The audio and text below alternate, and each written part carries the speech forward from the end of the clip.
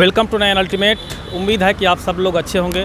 BPSC का interview देके अभी मैम आई हैं, तो उनसे हम बातचीत करेंगे। सबसे पहले मैम, कैसा इंटरव्यू रहा आपका? अच्छा था, मीडियम कहेंगे, बहुत अच्छा नहीं, क्योंकि सारे कैंडिडेट्स को हर आंसर तो आता नहीं है। तो कुछ में आप सॉरी बोल दें, गेस ना करिए। अगर उन्हें पसंद नहीं आ रहा तो वो खुद बोल देंगे कि आप गेस मत करिए, आपको अगर आता है तो बताइए, नहीं आता तो नहीं बताइए। मैम, कितनी देर इंटरव्यू चली आपकी? मेरी अप्रॉक्स 15 to 20 मिनट्स। अच्छा, अपना नाम और एजुकेशनल बैकग्राउंड बताइए। मेरा नाम रुचि कुमारी है। एजुकेशनल बैकग्राउंड में बीएससी बीएड मैंने किया है। अभी मैं जवाहर नवोदय विद्यालय वेस्ट चंपारण में टीजीटी मैथ्स के पोस्ट पे हूँ। अच्छा मैम, आज क्या क्या प्रश्न पूछा गया इंटरव्यू में? सबसे पहले तो मेरे क्वालिफ़िकेशंस के बारे में कि अभी आप कहाँ हैं, क्या करती हैं। उसके बाद फिर उनका ज्योग्राफी के एक सर थे, बोर्ड मेंबर थे, तो ज्योग्राफी से स्पेशली उन्होंने पहले पूछा कि आप ज्योग्राफी में इंटरेस्ट रखती हैं। तो मेरा ज्योग्राफी उतना अच्छा नहीं है, तो मैंने सीधे बोल दिया नहीं सर, मैं सिर्फ एग्ज़ाम के लिए जितना पढ़ती हूँ बस उतना ही। और फिर भी उन्होंने ज्योग्राफी से जितना हो सका, क्योंकि मैं जॉब करी वेस्ट चंपारण में, तो वहाँ की एक नदी है गंडक नदी, तो उससे रिलेटेड कुछ क्वेश्चंस किए। फिर नेपाल का बॉर्डर किस किस ज़िले से लगता है वो था। और ज्योग्राफी में कुछ और क्वेश्चंस थे, याद नहीं आ रहा अभी।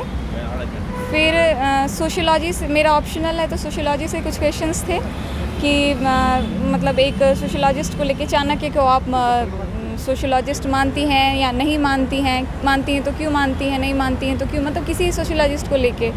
उसके बाद था कि अभी आप आज का पेपर आपने पढ़ा है, तो मैंने बोला नहीं, मैं ट्रैवल कर रही थी, मैंने नहीं पढ़ा।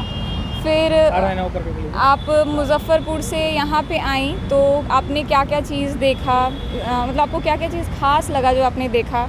फिर करंट इवेंट में आपके अनुसार आप क्या क्या चीज़ से अवगत हैं करंट इवेंट में, चाहे वो वर्ल्ड अफेयर्स हो, करंट अफेयर्स हो, कुछ भी, ये था। उसके बाद कुछ सिचुएशनल क्वेश्चन थे कि आपका जो प्रेफरेंस है तो उस हिसाब से क्वेश्चन। तो मेरा अगर प्रेफरेंस बीपीएस है तो बीपीएस से रिलेटेड कि अगर आप डीएसपी हैं तो आपको एक सिचुएशन दिया गया है कि आपके ज़िले में बच्चियों की सेफ़्टी के लिए आप क्या क्या कर सकती हैं, क्योंकि यूपी में ऐसा हुआ था कि बच्चियाँ स्कूल जाना छोड़ रही थी, तो उसकी सेफ़्टी के लिए, उनकी सेफ़्टी के लिए आप क्या क्या स्टेप्स ले सकती हैं।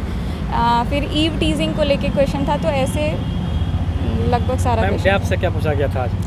डैप से कुछ भी नहीं था। हॉबी से रिलेटेड कुछ भी नहीं था। करंट में जैसे कि रसिया यूक्रेन का विवाद चल रहा है, उससे कुछ पूछा नहीं, तो गया? उन्होंने स्पेसिफिकली कुछ नहीं पूछा। उन्होंने ये पूछा कि आप करंट इवेंट के बारे में क्या जानती, क्या आपने क्या क्या सुना है, आपको जो बोलना है आप वो बोलिए, उससे रिलेटेड वो क्वेश्चन पूछ देंगे, काउंटर क्वेश्चन कर देंगे। मैम, कई सारे कमेंट आते रहते हैं, बीपीएससी प्रीलिम्स के लिए क्या किया जाए? सबसे पहले कई लोग प्रीलिम्स ही नहीं क्वालिफाई कर पाते, क्या कारण होते हैं उनको? प्रीलिम्स के लिए स्ट्रैटेजिकली पढ़ना है, बहुत सारा पढ़ के कुछ नहीं होने वाला, क्योंकि आप, और सबसे ज़्यादा देखा जा रहा है कि करंट अफेयर से सबसे ज़्यादा वेटेज हो रहा है, तो बिहार करंट और national current plus world affair. फिर मेरा क्योंकि मैथ सब्जेक्ट रहा है, तो मुझे वो जो 10 नंबर मैथ्स के हैं उसमें ज़्यादा प्रॉब्लम कभी हुआ नहीं, फेस नहीं करना पड़ा।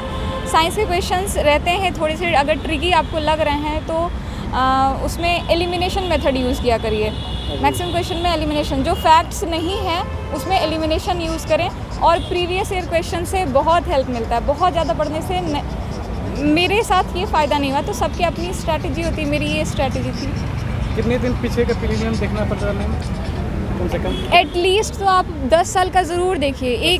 10 साल अगर आप एक दिन में 2 सेट बनाते हैं तो आप 5 दिन में पूरा ख़त्म कर देंगे। तो फिर 10 साल का मिनिमम है, 10 साल का, क्योंकि करंट आपको 10 साल में जो है रिलेवेंट नहीं मिलेगा, लेकिन बाकी क्वेश्चंस तो हिस्ट्री, स्टैटिक्स क्वेश्चन तो मिल जाएंगे उसमें से। तो आपको उसमें से बहुत क्वेश्चन रिपीट भी होते हैं और कहीं ना कहीं वही सब क्वेश्चन हिट करता है ना। मेंस की आंसर राइटिंग की तैयारी कैसे की आपने?